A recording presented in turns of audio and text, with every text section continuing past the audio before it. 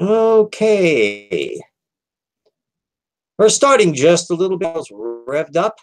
There's our wonderful Troubles in Paradise constructed. One of these days, we will have clickety clacks and the sounds of ticking watches and all these other little things. There's the main logo, Troubles in Paradise, the TIP project that is my effort as Reuben James Downard to crush creationism and anti-evolutionism and woo generally one source at a time, figuring out whole source methods. Behold the way tortucanwordpress.com website. Please, everybody, bookmark that and look at it and say hi and draw on it and share it. And we will now stop our little file here and continue with the actual show. For those of you who are regular viewers, I have been doing a series. Oh, and I got some guests here. Cap is in a pizza parlor, so he's on mute here to avoid too much of the sound. And Jackson is in Louisiana relaxing after a text, and we'll have their comments in due course. Oh, Johnny Drive-By, Steve Bauman, a few others in there. Hi, Glenn. This is the second part of a series where I'm analyzing from the source methods direction the book Contested Bones by Christopher Rupe and John Sanford. Sanford is absolutely a young earth creationist, and I can't find out enough about Rupe to find out what his view is, but I suspect he is a young earth creationist. But anyway, it's a book on human evolution that was sent to me by one of the followers of my little efforts here, where he said he didn't want to have to research this himself, but he'd buy it for me, and I could do it. And I say, boy, I'd be happy to, because as an impoverished scholar, I can love the input of the material. So what I'm doing is a full source methods analysis of this work, of the kinds that I've been doing in other contexts in Evolution Slam Dunk, but this one is specifically targeted for a particular work. And what I came up with, it has no bibliography, it has no index, all of which is rather weird ways of approaching stuff. Let me go into screen sharing mode again on this. And you should now be seeing my little spreadsheet here. So far, I'm a little over 30 some odd pages into the book, and there have been 33 citations so far, of which 7 of them are technical papers. And then there's 25 general coverage. These would be commentaries, some of them by scientists and some of them people writing about science. And then there are no general works at the moment. This might be social commentary or some other element, and that may remain 0 all the way through. And then there is one creationist that he's cited so far. So that just puts 3% there. And then you'll notice all of this stuff in this column here, particularly the orange. And that's the authority quoting. This is a separate category where I say how much of what occurs over here in the source listing is used only for authority quoting. And it turns out it's 64%. The vast majority of it is being used just for authority quotes. Once in a while, their citing of these papers, they're actually dealing with the technical points. Now, I have putting a little color coding system in here. 2 of the technical papers are being cited just for authority quotes and not for data. 2 of them are just generic data that is not being disputed by the authors. And then 3, which is almost half of the technical citations so far, are for particular technical points. I mentioned the McBurdy and Jablonski paper last time, where he misunderstood the contents. Now we move on to the Holland and Gerlinski papers. I put a link in to the Gerlinski because it's open access in the description. Holland isn't available yet, open access. Nature doesn't do that. But I put up a discussion of the paper at National Geographic that puts the points that I want to make across. And first of all, what I did then, I'll get back to where I had, the authors of this creationist paper are contending that anatomically modern human-looking footprints have been found in Crete that date to approximately 5.7 million years old. And that's to the Gerlinski paper. Well, and therefore that human beings are tropping around according to the standard model millions of years before the supposed appearance of human beings. That would require that the footprints be fully modern human, and they're not. So this is a clear misrepresentation of the text. And the reason why I put the link to the paper up is so anybody can go look at how they analyze these things. They are hominid prints. They have the toe structure and the front and hind feet elements are clearly indicating that this is perfectly consistent with what hominids looked like millions of years ago. It's not consistent with a modern human. that would have like an arch on the foot, and the shape and size, everything about it doesn't match up. And this is patently obvious from the Gerlinski paper. So that's another blue marker as a mistake. Then they went down on the same page. They were calling attention to fossils that have shown up, and a new paper, 2017 in Nature, announced finding hammerstones and anvils in Southern California associated with processed mastodon remains. These tools were assigned an age of approximately 130,000 years old, which presents a serious problem for the out of Africa theory. Well, that's another one that gets a blue marker. That's Holland material, because one, it's the issue of how early did humans come in. 130,000 years ago, anatomically modern humans already were in existence. But the question is, what makes them think that the people who are making these tools were necessarily anatomically modern humans, and or what kind of tools were they?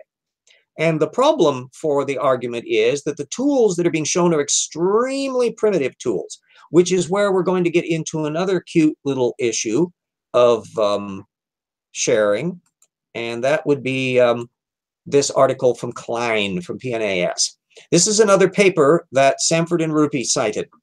But you'll notice it's a very nice chart. They were pointing out that there were all of these question marks, and this is what they were obsessed with. But if in their book, they only showed this part of it that I'm highlighting here with my little marker. All of these artifact traditions, the later Paleolithic, the Acheulean and the Oldowan scrapers and stuff, and flakestone artifacts unknown in this earlier period from this 2009 survey, they left this part out. And had they not left it out, and had they shown illustrations of what these stone pounders were, and this 130,000-year-old site that may or may not be 130,000 years old, you would have seen that these things were perfectly consistent with even primitive human beings having made them, let alone our particular species. So they're well aware of information that directly bears upon the claim they're making and the deck stacking they're trying to do, both in the direct paper that they're citing and in other works that they cite. And there again, they manage to fail to put out the relevant information. There's no ifs, ands, or buts about it. So far, we're getting 100% failure rate on how creationists are dealing with the source material. Eventually, there's going to be a red column in the pink.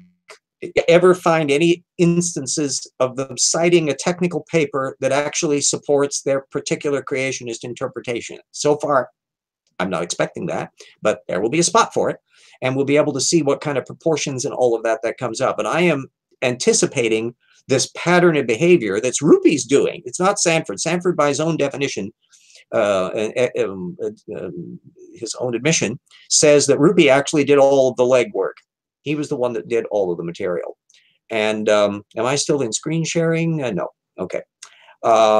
Theoretically, everyone should see my face on this. So what I'm doing here is trying to illustrate how you approach any subject that's fresh, especially a meaty subject like this, from a source methods direction. You're looking at what sources are being cited and what not. I'm compiling the bibliography for it because they didn't bother doing it.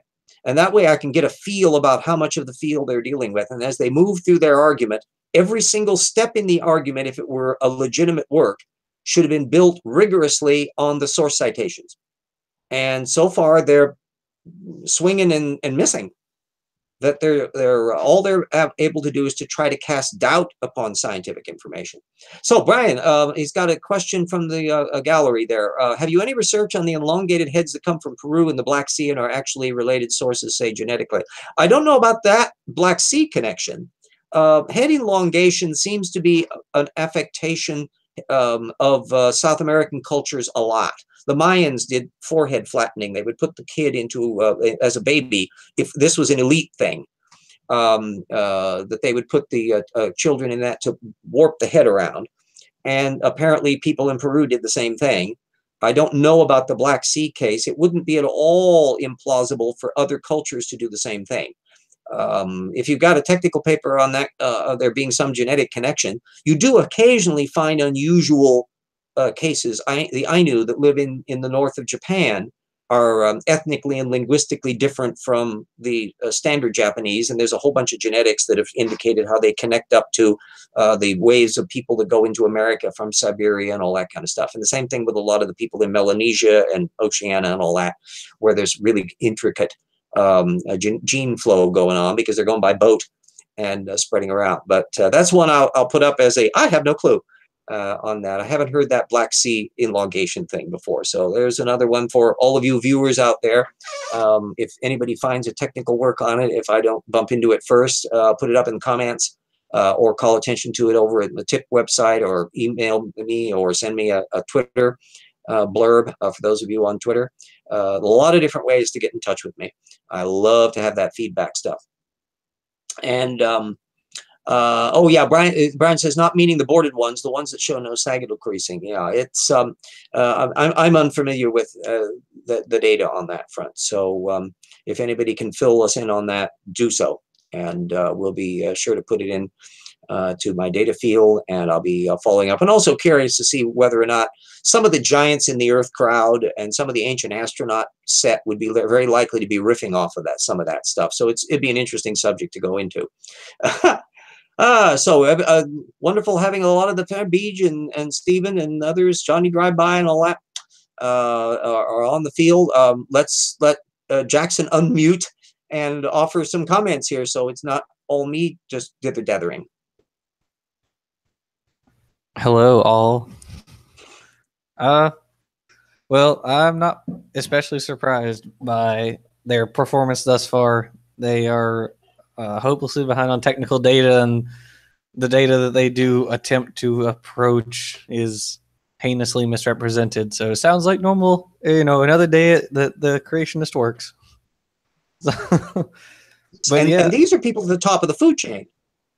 Yeah, well, I mean, this is also Sanford, the same guy who was responsible for genetic entropy, and that was such a colossal success, right? Oh, I was flabbergasted. Pelogia very gratefully sent me a PDF. He had the PDF of it, and he even had his annotations. It was his PDF of it.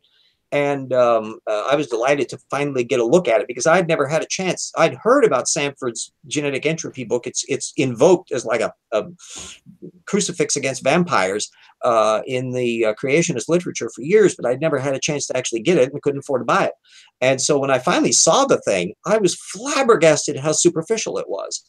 It's just threadbare in terms of its documentation and details. And so this was a work that was being touted. Yipes.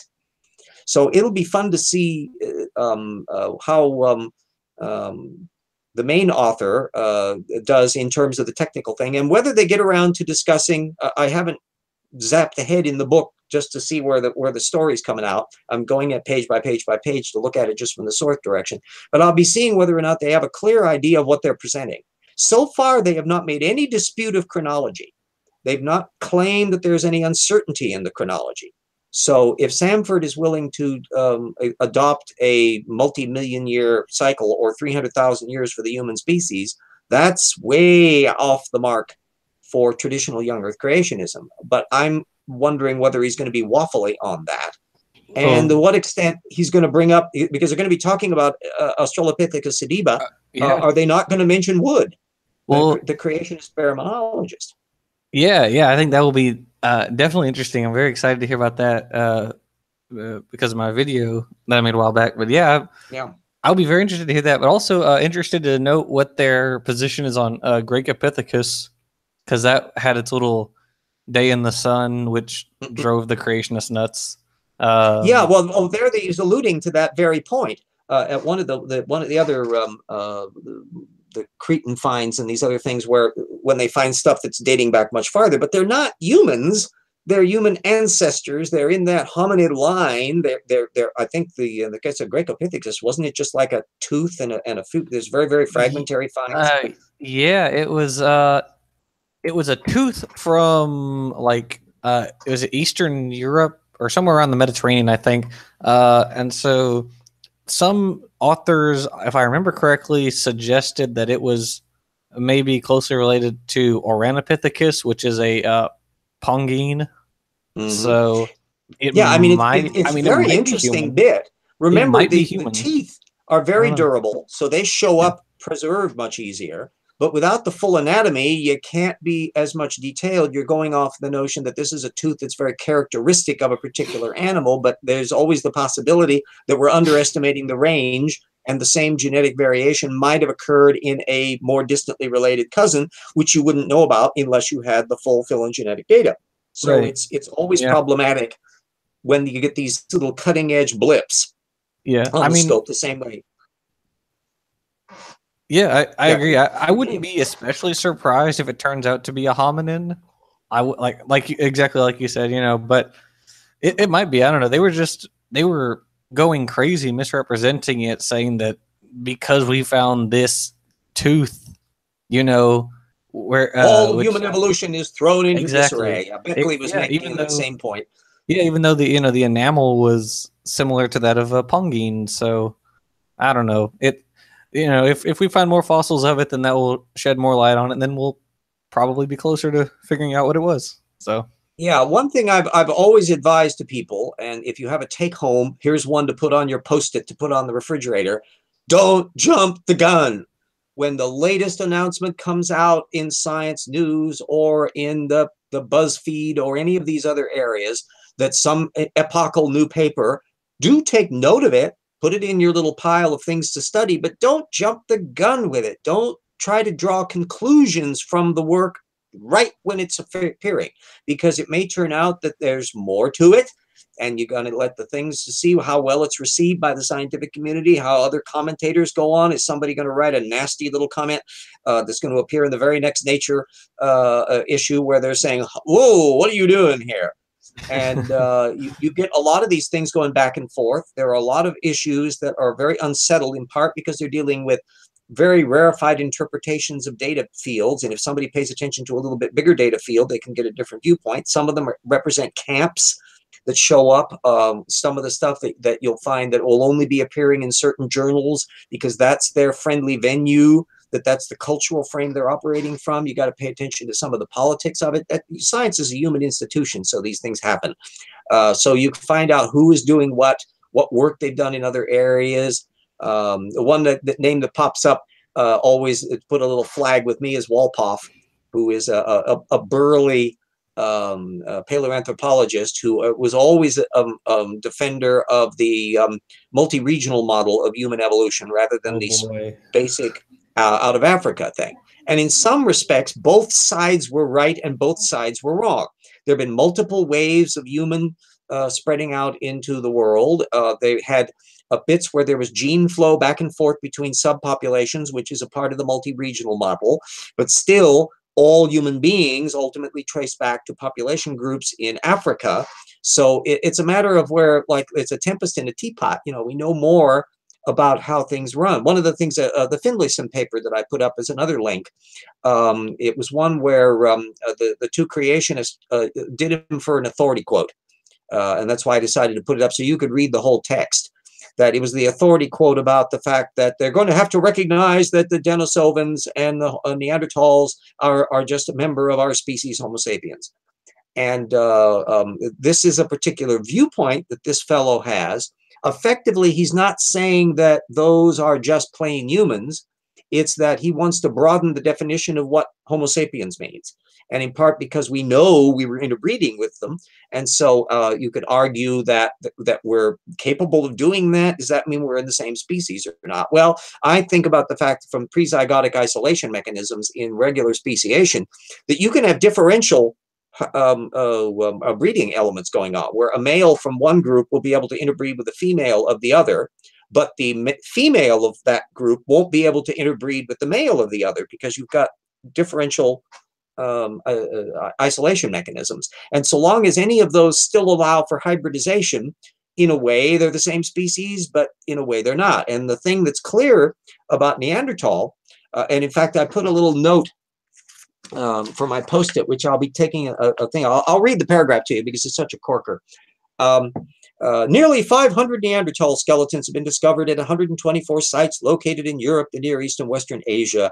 The primary distinctive feature of Neanderthal skeletons involves the shape of the skull, which is typically elongated front to back.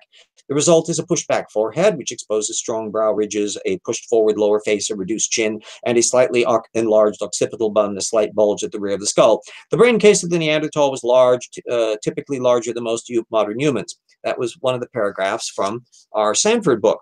No sources, not one. And so what I'm fascinated by is that those variations are such that, along with the rest of the anatomy, pretty well exceeds the limit of any known human. Hey, at least. And so what they are is they're closely related to humans. They've got a lot of the same bones. They're all the same systems, but they've been tweaked around morphometrically. And the reason why Neanderthals and humans are enough different that treating them as a separate species is allowable, both genetically that we now know, but also morphologically, is because that split between the ancestor of our species and the ancestor of the Neanderthals is happening 600,000 years ago, maybe. And so it's close enough that they can still do hybridization. That's a eye blink in large scale species terms when we're talking about gene persistence over 1 million years or more. Which can easily happen in a regular species. So 600,000 years is an eye blink, but it's a long time ago. And I'll be curious to see when they get to their Neanderthal section, do they ever really lay out the criteria for how you distinguish one species from another and one form from another? Or is it going to be a pile up of authority quotes and shell games? And that's why my little color coding will be in play. I'm anticipating there to be a lot more orange and a lot more secondary sources, and a lot more blue in the source data where things are being misrepresented. But we'll find out, and you'll hear the report from me. Well, at the very least, they're not Hovindistas saying that there was only one Neanderthal that was a person with rickets. So yeah, and that's a hilarious thing. That's a useful litmus test. That if anybody brings up the Neanderthals were just deformed people, this means they've been reading 1960s creationism. That you won't find that kind of an argument in modern day creationism. It's like the scientific creationists at the Answers in Genesis bunch. They've moved beyond. They've evolved. Their argument has evolved. And so some of these little tropes that pop up are very useful diagnostics because they're not commonly used. Yeah, jump in, Cap. I just gotta make one comment. The Answers in Genesis people can't evolve. Remember, humans don't evolve, so you can't be misrepresenting them that way. It's terribly ironic. Creationists, in fact, do evolve, and their positions change over time. The racism issue has evolved over time. The groups that formed modern young earth creationism in the 60s and 70s had a very traditionalist, racist Southern way of looking at the world. And so they were still trotting out references to Ham and Shem and Noah and the curse of Ham in their apologetics 40 years ago. That doesn't happen now. And so they've cleaned up their act. They realized that racism doesn't sound good anymore. And so they kind of steer clear of it. So they've modified.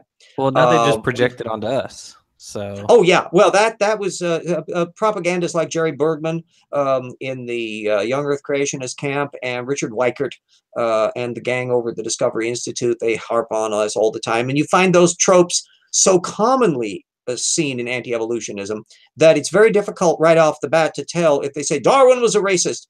You don't know whether that person is reading this from intelligent design literature or young earth creationist literature or even old earth creationist literature, although Ross doesn't really make as big deal out of it as the AIG set, who harp on it constantly, and the gang at the Discovery Institute, who harp on it constantly.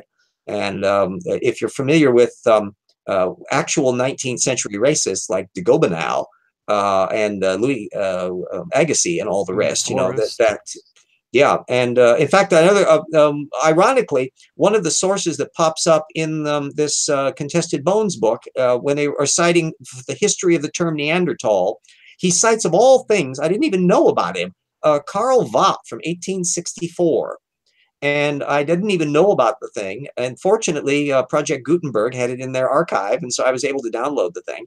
and as a PDF. And it turns out, I did some research on him then to find out where he was on the landscape. He was an evolutionist, but not quite a Darwinist. He was a polygenist, like Agassiz. He thought that all the separate races were separately created or evolved. They weren't on the same group.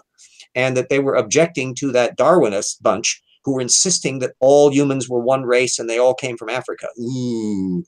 And so he was in that hyper-conservative branch in that. So what an odd source for Rupe and Sanford to have latched onto. It's so golden oldie, and there's so much historical literature that's been done in the history of science about the development of the terminology and how Neanderthals have been depicted, that it was a peculiarly selective thing for them to draw on. I've always fascinated by some of these little side points as to why they do what they do. One years ago that stuck in my eye was Bill Dembski.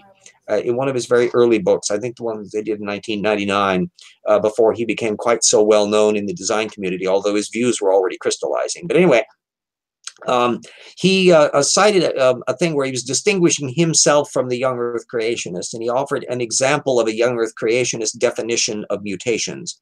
I think it was, and it was a work by Wilson and I can't remember the co-author's guy's name, but it was a book on satanic UFOs.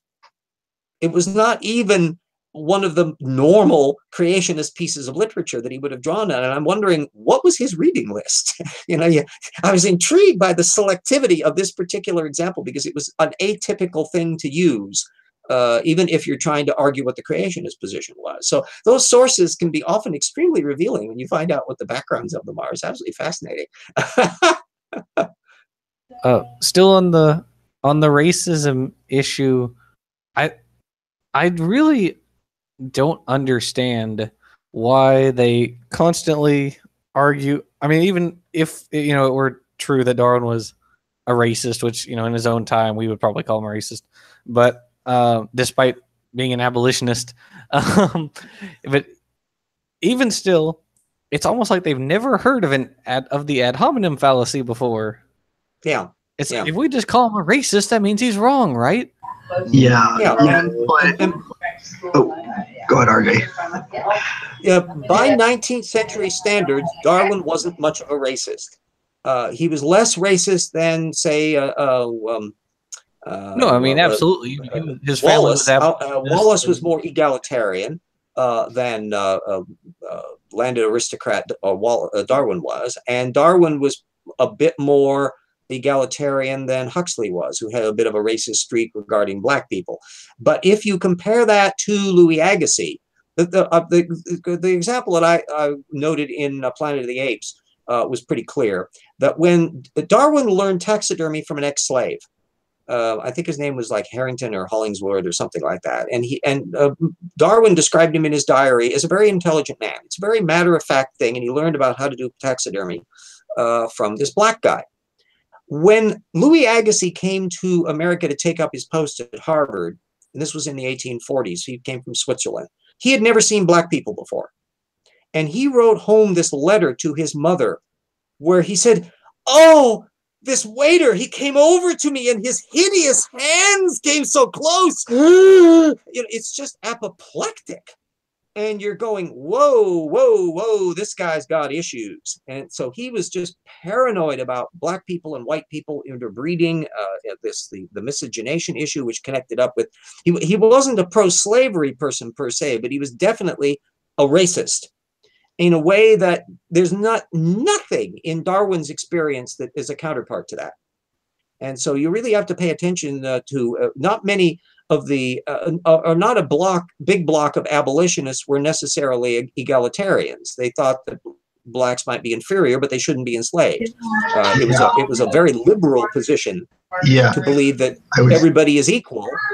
And that was unusual in the 19th century, and to some extent still unusual in certain circles in the 21st century. Yeah, that was actually on that with Darwin and the whole racist thing. I'm like, and the biggest argument that they have against, Darwin being racist is he used the term races, which is what we associate with species.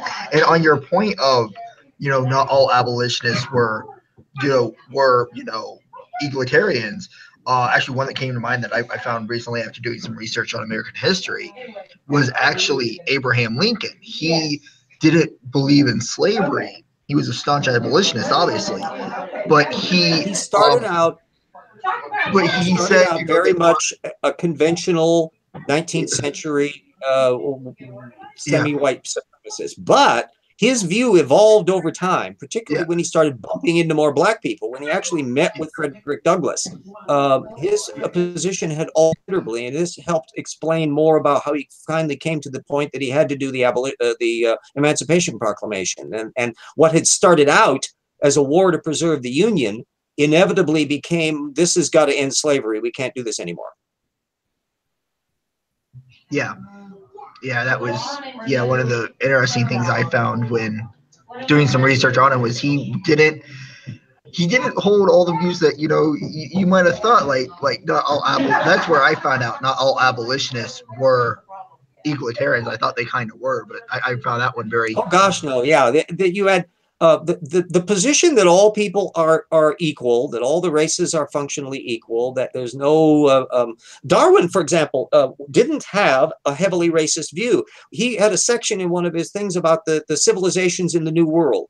And he was saying that there's absolutely nothing about any of these people that suggests that they're any less intelligent than we are. It's just the historical circumstances of things. What he did say is that from his own experience, that when a more advanced culture bumps into a tribal culture, the tribal culture tends to be obliterated. And he didn't have to guess at this. He had seen it. And when he could see how the Terra del Fuegans and other people who were living very, very primitive life on their, half naked and all of that from a European sensibility, they were seeming very primitive. Well, Arthur Wallace felt the same way. He thought that most everybody in European culture thought their culture was better than everybody's, and that it would benefit if everybody else could do it. And a racist would be someone who would say that it would be impossible for other races to do that, whereas an egalitarian would say, no, if they get exposed to it, they can be just as good as we are. There's nothing intrinsic about it. And Darwin fell into that camp. And when you read all of his material, you can kind of see what's going on. Here's the quote that gets used. I call it the Darwin quote because it pops up so much. When he was looking at the gradation between the apes and various civilizations, and this is seen to be a terribly racist remark. But if you know how 19th century writers wrote, and the sarcasm and the little irony about how they were using the text, in the same way when you're trying to figure out how Winston Churchill's irony works, that when you see it in context, you realize the point he's making. And the creationists just can't seem to see context on things. They get bogged down on the minutia. There was a guy that was the Dukes of Hazzard guy. One of them is a singer, and the other one, his name starts with an S, I think, last name. And he is kind of a young Earth creationist conservative, and he trotted out. I think he was on. It may have been Bill Maher's show years ago. Anyway, he was trotting out this quote about the favored races that's in the title of Origin of Species. Well, that's referring to subspecies, what we would call now, or varieties. And it was just the terminology of the time. He wasn't talking about human races in it, but yet he thinks it was because he's drawing off of this creationist literature that feeds it. RJ, the one you're talking about is John Schneider. Yeah. And he's also the same one who did the alien intrusion or whatever, that bit. Fantastic movie, if I might add. Yeah, and so you can see these people, Kirk Cameron, the same way. If people complain about left-wing actors who get the bugbear of things and go off and want to get political things, well, right-wingers can do that too. And the issue is how much of it's legitimately scientific and how much of it is based upon sloppy reading. So some people can be more informed than others, but generally speaking, any actor who weighs into a scientific issue, I'll always put little question marks next to them, and I'll go, if you can find the science independent of them, then just do that. Don't bother about using them as an authority figure on that. But on the creation evolution issue, John Snyder, I don't think knows diddly squat on this subject. And if I ever run into him, or Kirk Cameron, I'll be just delighted to ask some methods questions on it. Well, let me go into, since we're halfway through the show, let me do my in the middle of the show plug here. And there we go over there. And I want to call attention to all of our patrons of my channel. And we got Stephen and Dyer and Eat and Yui and Mona and Hendril and Jen and Jody and Daniel and Ralph and Eric and Benjamin and Staggles and Alex and Totis Real and Everett and Paul. Thank you all. And remember my website. Go to that, make a note of it, tell people about it, et cetera, and so forth and so on. I'm operating down here in the hinterlands, and I would love to be less hinterlandy.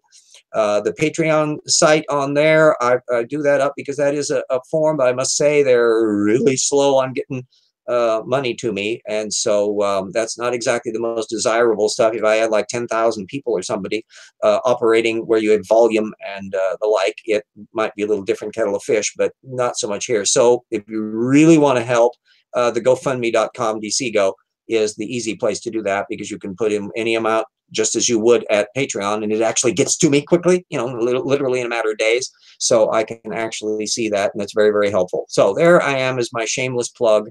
And I'm very grateful for all the people who have been helping the project. I'm a scholar who doesn't have a grant.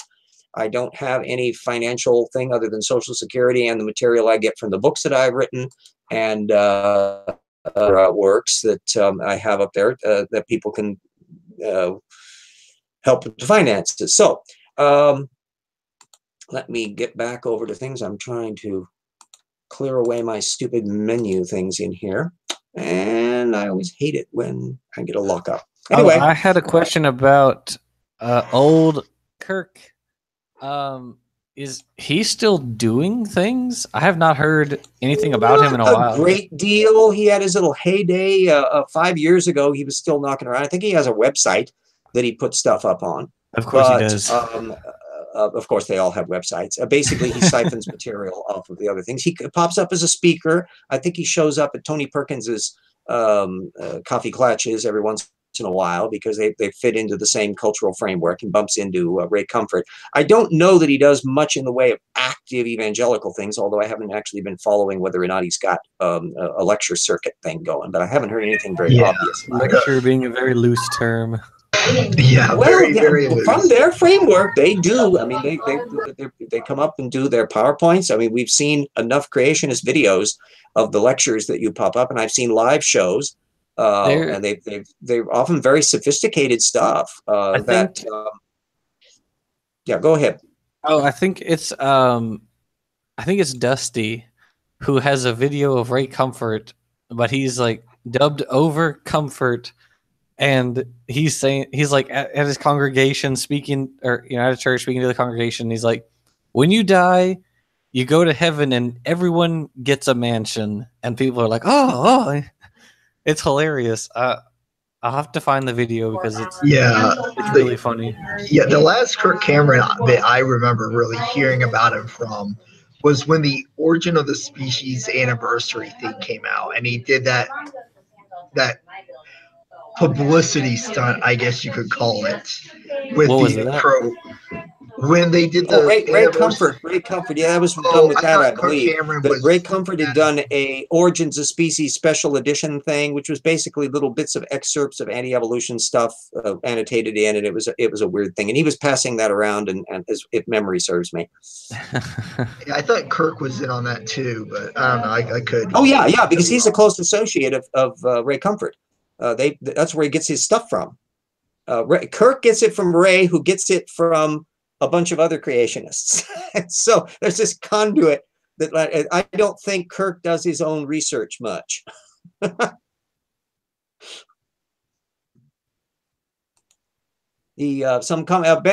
points out Kirk Cameron shares thoughts on Billy Graham and avoiding the pitfalls of social media. Yeah, we'll see about that. But wait, so does that mean we aren't going to see him anymore? Oh, maybe there is a God. Probably not. Some just kind of drop off the map, but they don't necessarily change their viewpoint. I'd be gobsmacked if Kirk Cameron actually altered the way he thinks about anything.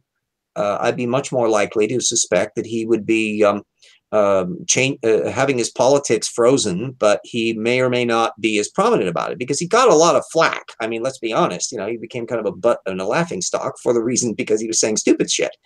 But nevertheless, not everybody is temperamentally in that mode. he's not also a cutting edge actor. If you had clout, if he were at the class of a Scientologist guy, what's his name? Yipes. That has a big cachet at the box office. That'd be one thing, but he's a minor player in the thing financially. So yeah. Yeah, Tom Cruise is the only one I can think of who might fit that, but I don't know. And this is always been the case of people who have a political agenda. Gwyneth Paltrow and her little goop line that she puts forward. When you have a thing where you've got a side agenda over in Wacky Land, you got Alex Jones and his steroid drinks or whatever he tries to put forward, and so people have now a market incentive, and they have or they're on the lecture circuit or any other context. But Cameron has written a couple books that show up in the apologetic bin at Walmart. I have actually read a book, one of Ray Comfort's little books, because they're only a few pages. Yeah, and it was one of the one was really funny because it was, I think it was titled like 100 Reasons to Believe the Bible is Scientific or something like that.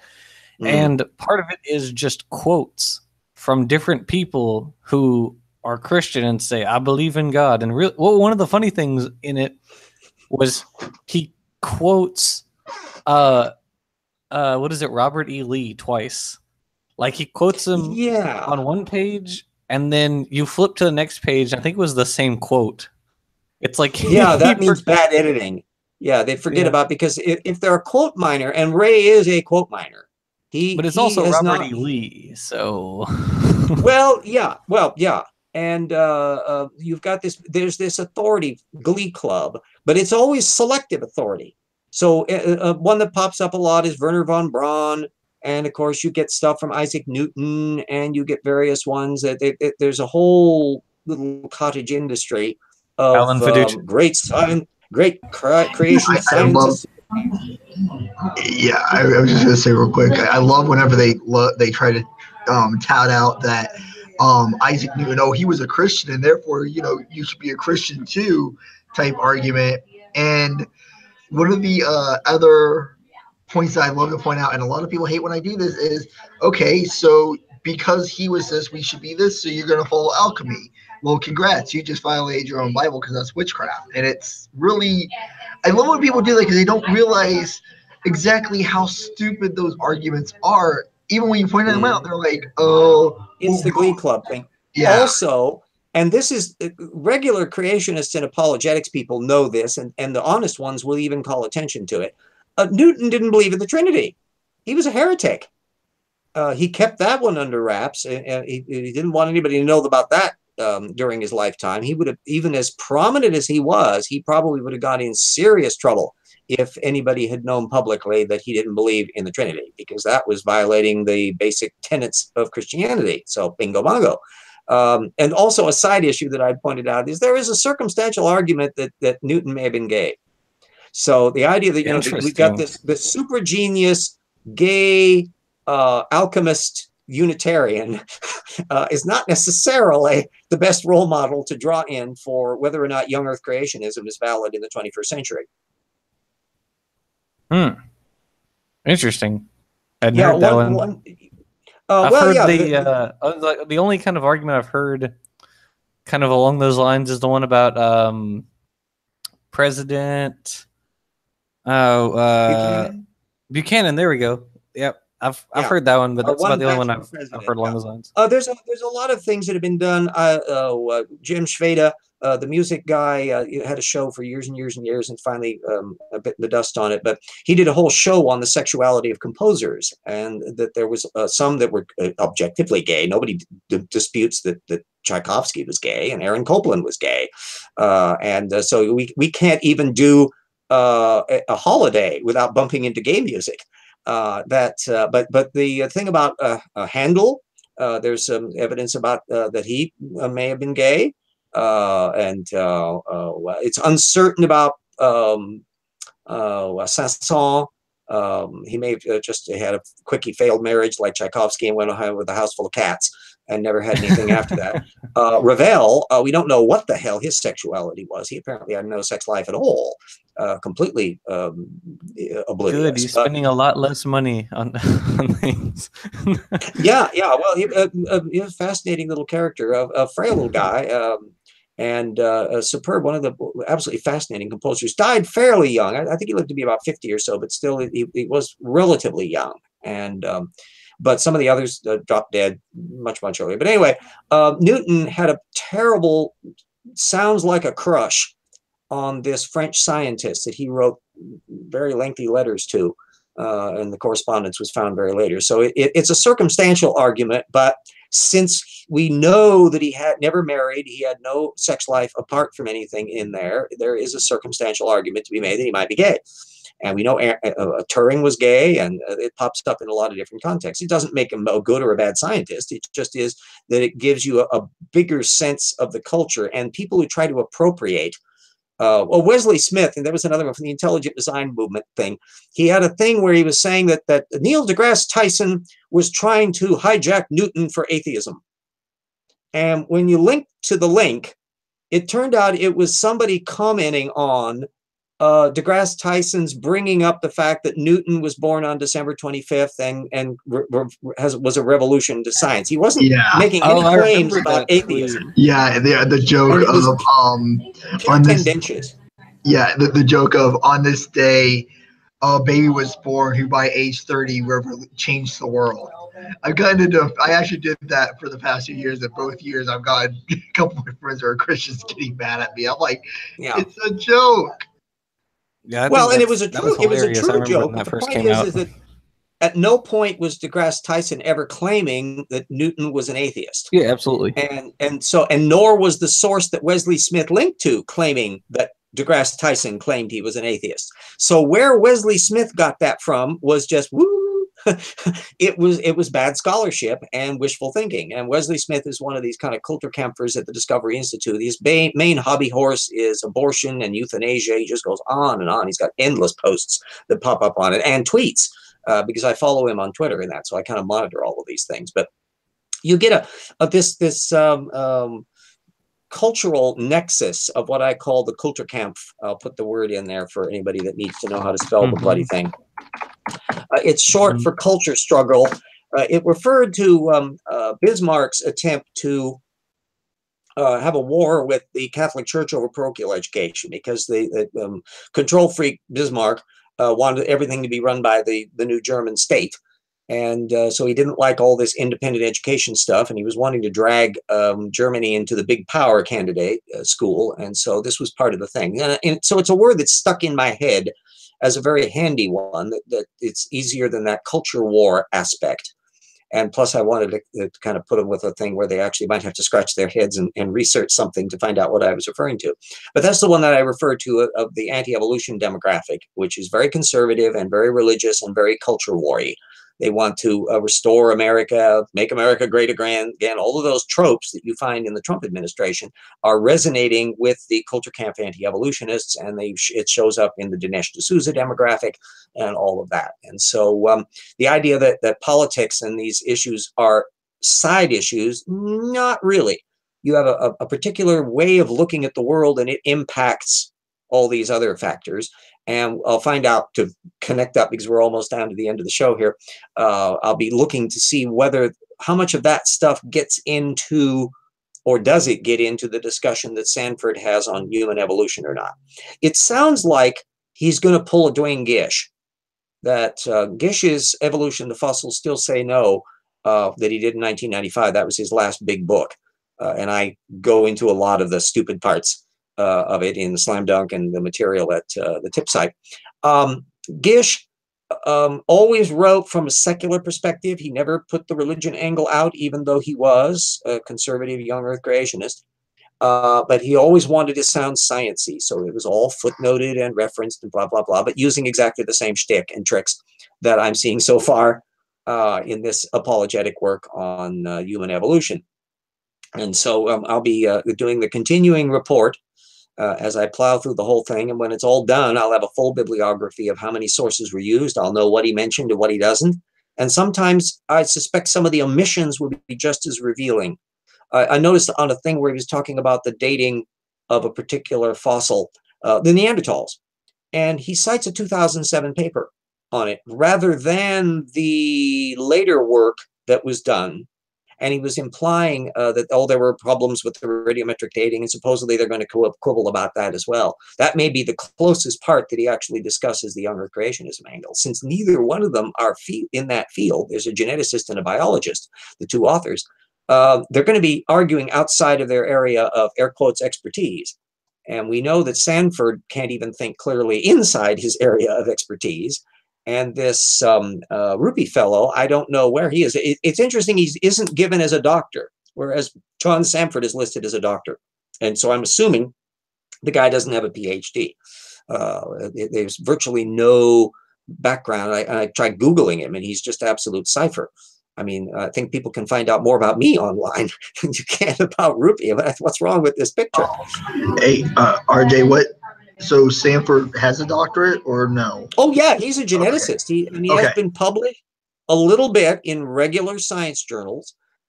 He's been published and touted by the young Earth creationists, however, which means he's a young Earth creationist. They do not let you into the club. He's done like some plant genetics, hasn't he? Yeah.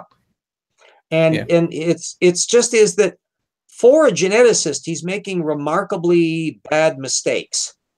And it's one of the reasons why you don't see him having much effect in modern genetics. It's just this old Sanford, his genetic entropy thing, you know. And there's a body more often than not in the geology field, frankly, not in genetics. They may have different standards in genetics, but I know that there's a small group of creationist geologists and creationist paleontologists, very few, who present presentations or abstracts at the geological and paleontology conventions. And so you'll find in the compendiums there will be the abstract of their papers. So they're technically on the field, but you don't find out anything about it. Sometimes these things never get published, even in the creationist literature. They certainly never get published in the standard literature. So what it is somebody, they put their little sign up, and that's their little presentation that they do at the table, and that's as far as it goes. I don't see that that's happening at all with Sanford. If anybody knows of any examples of this, I'd love to see it. I don't know that he does a lot of lecturing. He might.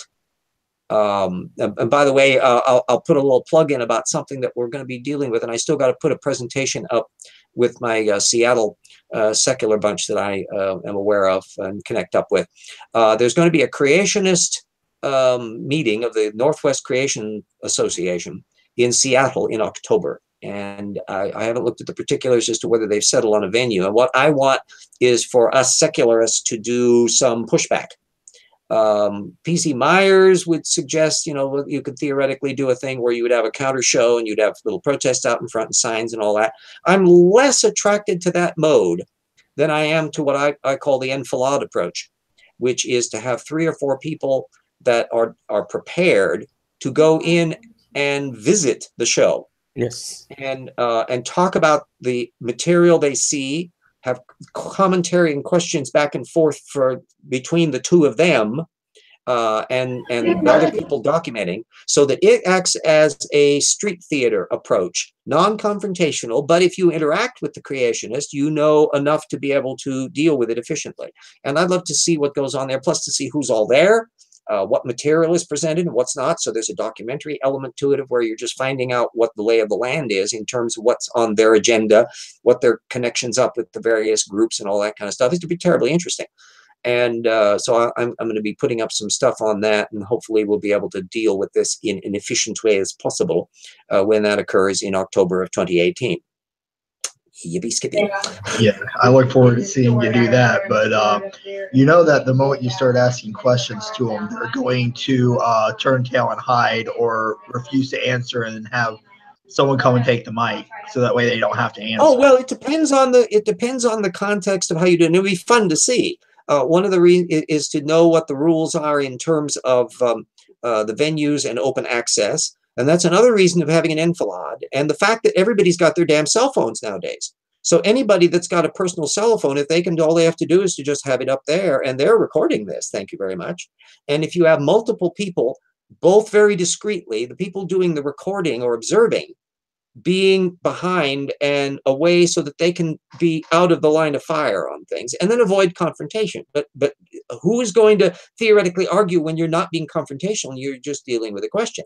I've mentioned this to Jackson before, because he had been to things where he's bumped into creationist tables at rock shows and things like that. Oh yeah, I mean, there's also a guy who comes to LSU, although he hasn't been here recently, which makes me sad. But yeah, we took a video of it once, and the sound sucked. We just couldn't hear anything. Yeah, that's another reason why you want to be able to do rehearsal, so that you can be able to handle it. So whoever is doing the live streaming is really good at it and do it effortlessly. Make sure that their batteries are up and all of that. This is where you prepare. But the enfilade issue is very important, because if you, as a defender of science, start pounding away at the poor little dude behind the table of creationist books, you may come across as a little bit of a bully. Well, but I guess that's kind of what I did at the geology convention. If you've got, that reminds me of something that happened at K-State with me that was kind of fun. I ran into a creationist, and he had a poll where I was just visiting there, looking at their engineering program and stuff. And what happened is he had a poll where it was like, do you believe in God? Yes, no, you don't know. And I obviously went up and marked no. And he's like, well, you part no, you don't believe Jesus is your savior? I go, no. And then I called him out because he said Lord Krishna was dead. No, Lord Krishna, according to him, is still very much alive. And I countered him on his theology. I wish I would have recorded. I wasn't thinking about it, but all I had was my phone. I was using it to pull up Bible verses of where this guy was completely wrong. And when he found out I knew as much on the Bible as he did, if not maybe a little more, he started interrupting me and wouldn't let me speak. And then whenever I tried to butt in, he would go, no, don't interrupt me. I'm like, all right, whatever, you're not. Although I did get about 2 other people start kind of joining in with me against him, and that was rather funny. Well, that's improv. See, what I envisage in an enfilade is a much more targeted and precise approach to things. Because now you imagine that you have the poor little schnook behind the table, and there's a bunch of creationist books out there. Instead of assailing that poor person, what you are doing is having a conversation with your other partner, to where you're saying, oh, there's this Duane Gish book, or here is this Sanford book. Oh, I did a complete analysis on that, and I went through and looked at all of the sources and found out how wrong they are. Now you're having an exchange back and forth. Now the person who is actually running the table may or may not interact with you, but everything is still at a very polite level. And you've got somebody who's recording the thing, live streaming, so they're not party to the conversation. They are acting as the observer witnesses. And the more people, you could have 2 or even 3 people doing this, so you can get multi-streaming going on.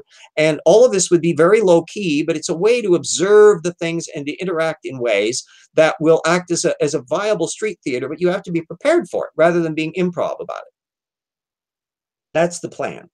That's what I'd like to propose for it. Yeah, and we'll see how that works out. I actually, I kind of wish sometimes that these creationist guys would show up more. They used to, but they don't really anymore. Maybe I've scared them off. I don't know, but one can hope.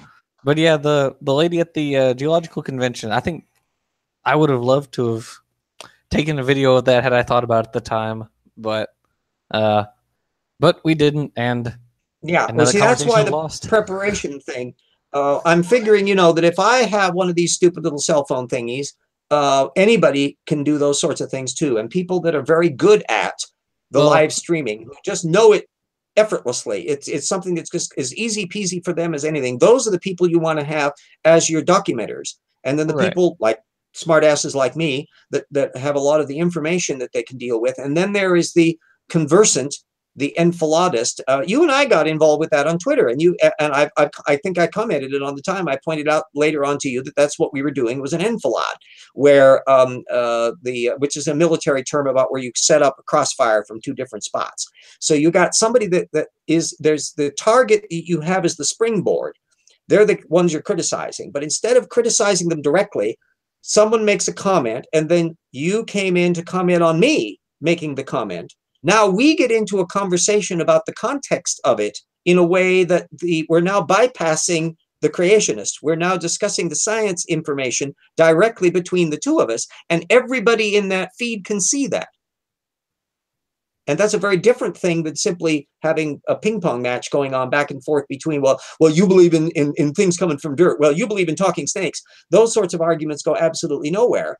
Whereas the object I want to have is to be able to display the method, the curiosity, the data in a way that means that they can't jump in because they don't know anything. And they'll be visibly seen to not know anything. And that, I think, could be a useful thing to find out whether that has an effect on people or not. I agree. So there is a matter of preparation. The show itself, the interaction, would be improvisational because you don't know who you're going to see. You don't know what books you're going to encounter. You don't know what circumstances you've got to do. But you've got to be able to wing it and be able to turn on a dime to be able to exploit and deal with it effectively. And it's much better, I think, being in an open access environment. This is open to the public, free. Then it's a different kettle of fish than if it's something where you have to pay to get in and it's a restricted thing. And of course, if anybody is doing a speech presentation or anything like that, you can be very polite. There's not going to be any interruptions or anything like that. So you want to choose your fields very, very carefully. But I think that's an interesting opportunity to have an educational bit. And the idea is, my goal would be, and we aren't there yet, is that there would be a strike force of scientifically literate people who are technologically savvy and are in position all over the country and all over the world eventually, who will be able to push back real time so that these creationists and purveyors of woo and stupid can't do this silently. They can't do it invisibly. And that people even in the political realm, that it should never be the case that anybody can run for political office without us knowing basics about what they think about, like how old the earth is and stuff like that, so that we can weed out the really dumb ones right off the bat. This should not be a controversial issue, but we haven't got to there yet. Far too many people, they only find out that they're a creationist after they're already in office. That's stupid. And so we need to have a much more active way of creating a tripwire to where people at least have to be public about what they believe. If they believe these things, fine. It may be stupid, but they have a right to them, but they should be known that they have these. They should not be something hidden to where you only realize that they're having an effect and that they're going to be making decisions on policy when they don't know how to figure out how old the earth is.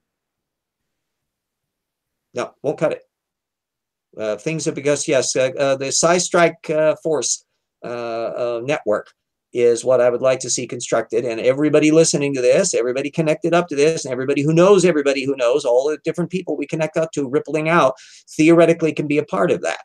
And that would be another purpose of the show in October, would be to where people would then be able to see in YouTube postings and that what we do and how we go about doing it, and that could theoretically inspire them to do the same kinds of contexts in their own particular venues, so that more and more and more we got more and more people involved, and everybody is running off of the best data. And instead of having long tirades on Twitter, that they're making a bigger effect at every level. Robert Richardson said, your plan is better than most for another reason. The creationists play up the persecution complex card. The evil atheist scientists hate attack us to their dupes and rubes. Yeah, I want to say, go ahead and make your case, but make your case. And that's exactly what I'm doing with this contested bones. I ran into a creationist just today who asked me, well, do you read the other side on this? And I go, oh boy, do I, yes. In fact, I probably read more creationist material than that person ever had, literally thousands.